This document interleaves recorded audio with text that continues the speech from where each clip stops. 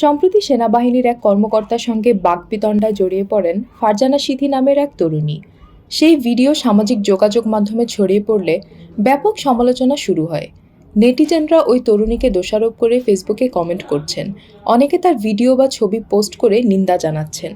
অপরদিকে তরুণীর অশোভন আচরণ ও বাকবিতণ্ডার সময় শান্ত থাকায় সেনা কর্মকর্তার প্রশংসা করেন অনেকে। তবে সামাজিক যোগাযোগ মাধ্যমে ব্যাপক সমালোচনার মুখে শেষ পর্যন্ত ক্ষমা চাইতে বাধ্য হয়েছেন ফারজানা সিদ্দিকী। দুঃখিত, বাংলাদেশ আর্মির কাছে আমি খুবই দুঃখিত।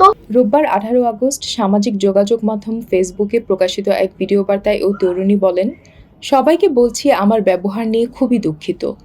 এই রকম ব্যবহার আমার কোনোভাবেই করা উচিত হয়নি।